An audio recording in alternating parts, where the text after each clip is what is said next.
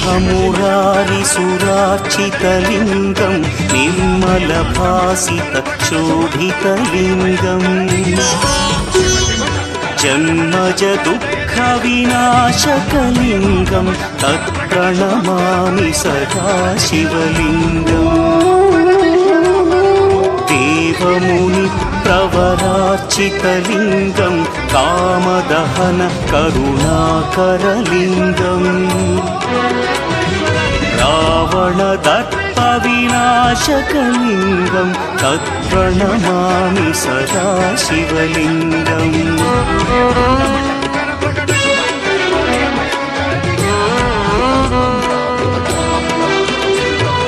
सर्वसुगन्धसुलेपितलिङ्गं बुद्धिविवर्धनकारणलिङ्गं सिद्धसुरासुरवन्द्य